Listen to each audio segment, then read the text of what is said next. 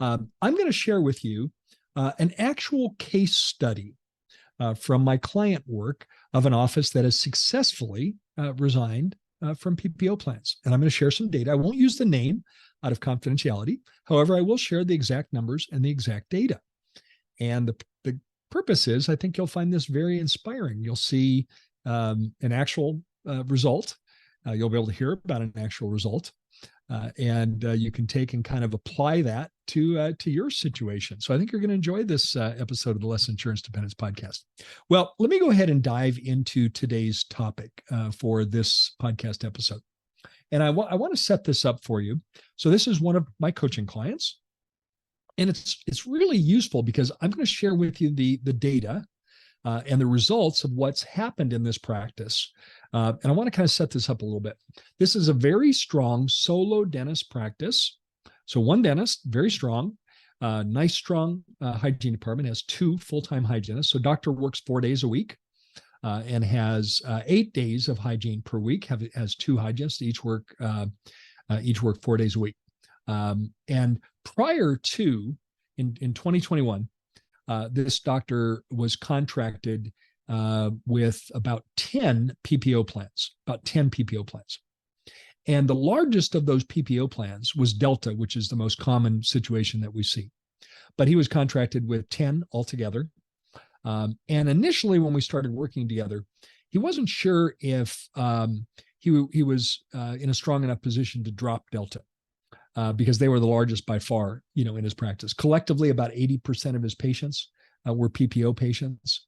And Delta was about 50% of his practice alone, So Delta represented 50% of his practice. The other 9 PPO plans represented 30% of his practice, and the remaining 20 were either uninsured or fee-for-service patients. So a little bit of an idea of what that situation is. And by the way, that's not unusual for us to see exactly like that, where it's very heavily PPO.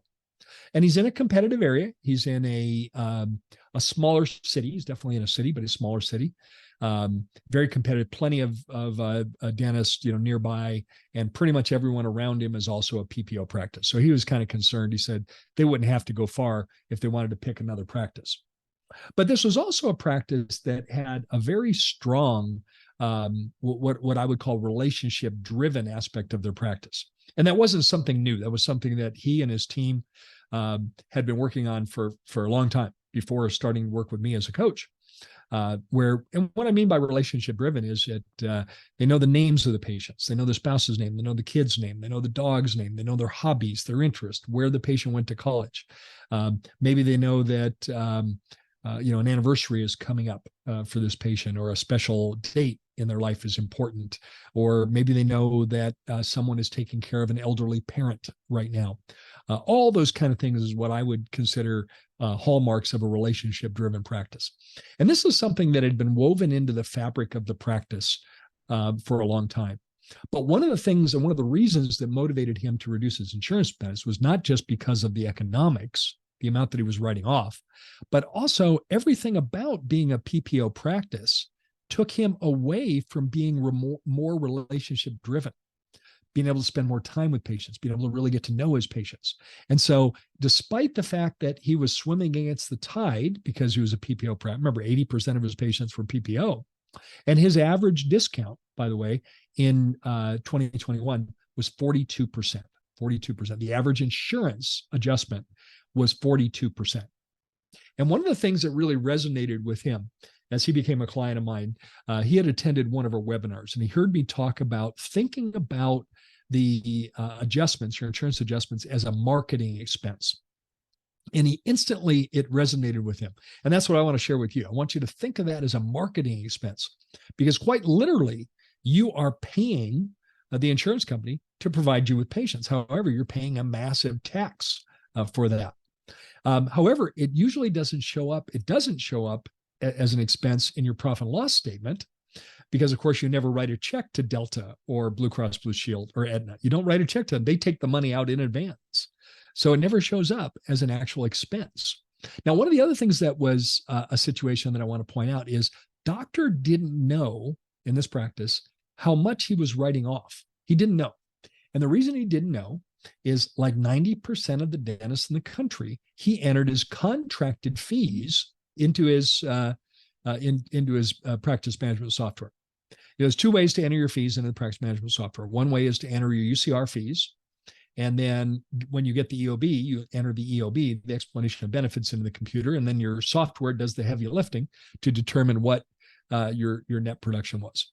Only 10% of dentists enter their UCR fees to their software. The other 90% of dentists do what this client did, which was they enter the contracted fees. By the way, all three major soft practice management software, Dentrix, EagleSoft, Open Dental, encourage you to enter your contracted fees. And the reason why they do that is it simply makes it easier to track collections. So like 90% of his colleagues, and likely my listeners, you enter your contracted fees. The challenge with entering your contracted fees, yes, it makes it easier to track collections, but you never know what you're writing off. So one of the things that we did is that we pivoted in his practice in 2021 and entered his UCR fees into the software. So that way we could actually run a report and see what he was writing off. And once he saw what those numbers were, it accelerated his passion and his goal to resign from these PPO plans. Once he knew what he's writing off, you can't make good decisions if you don't have information. By the way, in this practice, he was writing off a little bit more than $500,000 a year.